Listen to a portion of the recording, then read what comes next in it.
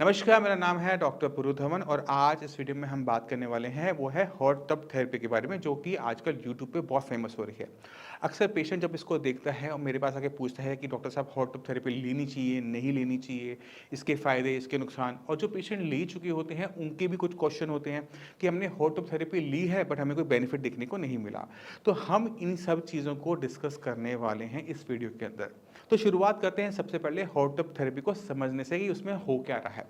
तो hot tub therapy के अंदर क्या किया जाता है, एक टब लिया जाता है, जैसे आपके बाथ टब होता है, उसको गर्म पानी से भरा जाता है, इसका टेम्परेचर होता है 40 डिग्री सेल्सियस, और उसके अंदर किडनी फेलियर पेशेंट को बिठा दिया जाता है और उसको अगले 1-2 घंटे उसमें सबमर्स रखा जाता है, बैठा के रखा जाता है। जब कोई एक ह्यूमन बॉडी पानी के अंदर जाती है, वो भी गर्म के अंदर, तो हमारी बॉडी से क्या निकल सकता है, वो है पसीना। जब आप पसीना बहाते हो तो आपकी बॉडी में क्या क्या चीज़ें बाहर आ रही हैं। पहली चीज़ है फ्लूइड, पानी। दूसरा है नमक, क्योंकि हमारा जो पसीना है हमें पता है कि वो नमकीन होता है।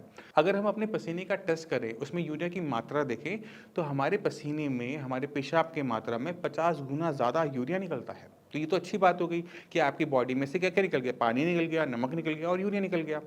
मगर यहाँ पे दिक्कतें ख़त्म नहीं होती। पेशेंट को ये नहीं लगना चाहिए कि उसकी किडनी ठीक हो रही है।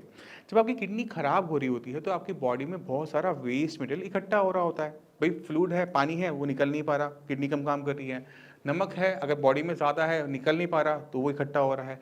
और यूरिया और क्रिएटिनिन भी इसी तरीके से इकट्ठे हो रहे होते हैं। तो जब हम पानी में बैठे तो 3 चीज़ें निकल गई, कम हो गई हमारे शरीर के अंदर, पानी, नमक और यूरिया।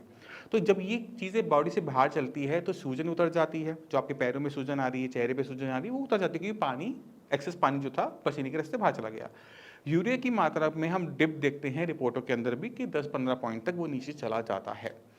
बट सवाल यहाँ पे ये उठता है, क्या क्रिएटिनिन भी बाहर चला जाता है? तो आंसर है नहीं।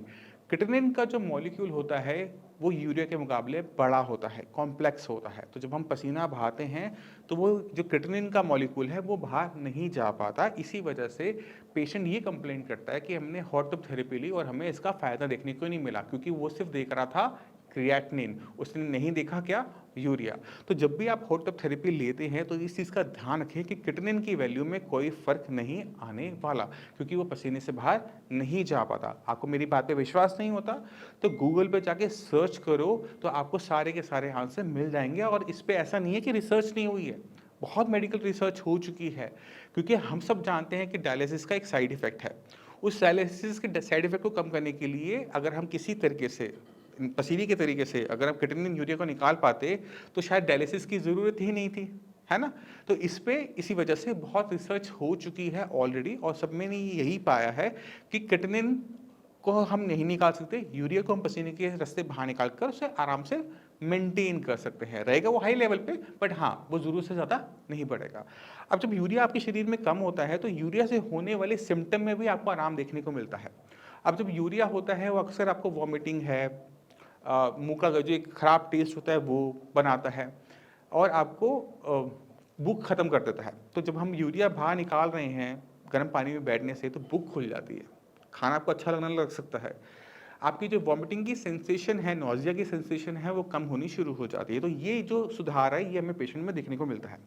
पेशेंट में जब ये सुधार आता है, पेशेंट को लगता है कि मैं ठीक हो रहा हूँ, मेरी किडनी ठीक से काम कर रही है, इसलिए वजह से मेरे के अंदर ये सिम्टम कम हो रहे हैं। नहीं, वो इस वजह से कम नहीं हो रही, वो पानी में बैठने की वजह से जो यूरिया पसीने के साथ निकला उसकी वजह से वो कम हो रहे हैं। अब सवाल ये उठता है कि हम पानी में बैठने से क्या अपनी किडनी को स्टार्ट कर पा सकते हैं? तो इसका आंसर है नो। आप जब कभी भी दिन में नहाते हो, आप गर्म पानी से नहा रहे हो, ठंडे पानी से नहा रहे हो, तो कभी ऐसा हुआ कि पानी आपकी स्किन के अंदर चला गया हो?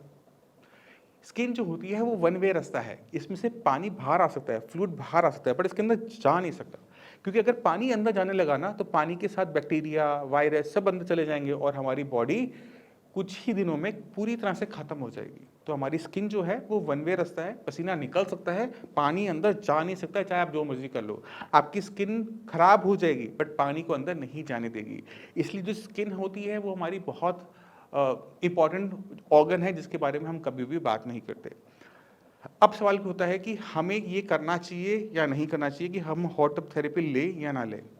तो मेरी ये एडवाइस रहती है पर्सनली कि जिन पेशेंट के अंदर यूरिया की मात्रा ज़्यादा है और जो यूरिया के सिम्टम को सह रहे हैं, उनके लिए वो टेम्परेरी बेस पे काम कर सकता है कि आपने यूरिया को थोड़ा सा बाहर निकाला और आपकी बॉडी में एक हल्कापन आ गया, आपकी भूख खुल गई, आपकी जो वॉमिटिंग है वो रुक गई। बट क्या इससे किडनी ठीक हो जाएगी? तो आंसर है नहीं। जब पानी ही नहीं जा सकता बॉडी के अंदर पसीने के रास्ते, स्किन के रास्ते, तो हम मेडिसिन को भी नहीं पहुंचा सकते स्किन के रास्ते। निकाल सकते हैं पानी को, मतलब अंदर डाल नहीं सकते। जब मेडिसिन अंदर नहीं जा रही तो किडनी की कंडीशन ठीक नहीं हो सकती। किडनी जो है वो स्किन के पास लगती भी तो है नहीं कि उसे थोड़ा सा हीट मिलेगा और वो कुछ ना कुछ उसमें चेंजेस होंगे, ऐसा नहीं है। जो हमारी किडनी होती है वो फैट से सराउंडेड होती है और डीप सीटेड होती है थोड़ी सी, कि वहाँ पर पानी का, जो हम पानी ले लो, प्लेन पानी ले लो, चाहे उसमें मेडिसिन डाल के ले लो, वो वहाँ तक नहीं पहुँच सकता। किडनी जो आपकी ख़राब हो रही है उसके पीछे मैं कह सकता हूँ कि 80% चांसेस है कि बीपी और शुगर ही कारण है। अगर बीपी और शुगर से आपकी किडनी खराब हो रही है तो पानी में बैठने से क्या आपका बीपी शुगर ठीक होगा? नहीं। क्या बीपी शुगर ठीक नहीं हुआ और बीपी शुगर आपका हाई बना हुआ है तो किडनी को नुकसान पहुंचेगा या नहीं? बिल्कुल पहुंचेगा। तो जब हम बीपी शुगर पे कंट्रोल नहीं करते और ये सारे शॉर्टकट ढूंढते हैं चीज़ों का, तो होता ही है कि हम अपने टारगेट से भटक जाते हैं। हमें काम करना चाहिए था अपने बीपी और शुगर पे, जिसकी वजह से किडनी को नुकसान हो रही है, बट हमें कहाँ सोचने लगे कि हमें हॉट टब थेरेपी से हमारी बॉडी में चेंजेस आ जाएंगे, हमें डायलिसिस नहीं करवाना पड़ेगा, हमारी किडनी ठीक हो जाएगी। तो आप भटक जाते हैं और रिजल्ट क्या होता है कि हॉट टब थेरेपी लेते लेते भी क्रिएटिनिन की वैल्यूज़ बढ़नी शुरू हो जाती है। यूरिया नहीं बढ़ता, कम बढ़ता है, बट क्रिएटिनिन बढ़ना शुरू हो जाता है।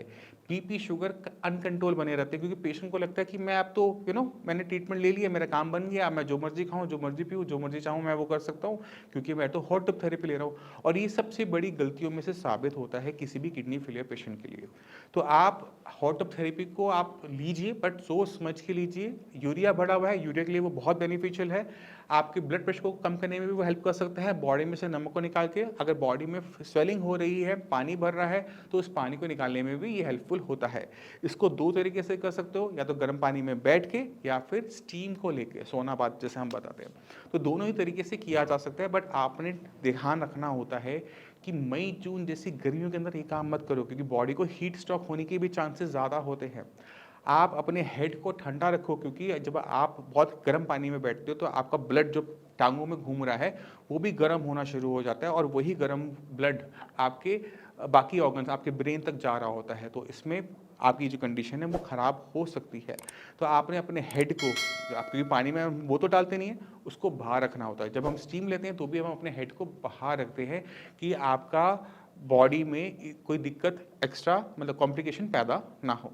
तो इन चीज़ों का आप ध्यान रखें। हॉट टब थेरेपी अच्छी है, बट इसका यूज़ केस को समझ के कीजिएगा। फिर भी आपके माइंड में कोई भी डाउट है, कुछ भी पूछना चाहते हैं किडनी फेलियर को लेकर, वो आप हम मुझसे पूछ सकते हैं। बहुत सारी वीडियो बना रखी है मैंने इस चैनल पे जिसमें हम किडनी क्यों ख़राब होती है, किस वजह से ख़राब होती है, अगर हमने इस पर काम करना है तो हम कैसे काम कर सकते हैं, ये सब कुछ मैंने बता रखा है इस चैनल के ऊपर। एक एक करके वीडियो देखो, समझो अपनी कंडीशन को, अपनी किडनी को। जब जिन आपने अपनी किडनी को समझना शुरू कर दिया और किडनी को किस चीज़ से नुकसान हो रहा है उसको समझना शुरू कर दिया, तो काफ़ी हद तक तो बीमारी वैसे ही सॉल्व हो जाती है क्योंकि आपको पता लग जाता है कि मुझे बीपी पे काम करना है, मुझे शुगर पे काम करना है। आप क्या करते हो, फट से अपने डॉक्टर को बोलते हो और वो उस पर काम करना शुरू करता है और हमें वो रिजल्ट्स देखने को मिल भी जाते हैं, जैसे मैं आपको हर बार अपने पेशेंट की रिपोर्ट्स दिखाता हूँ। अब इसी के साथ चलने की आगे चाहूँगा। मिलते हैं अगली वीडियो में, तब तक के लिए नमस्कार।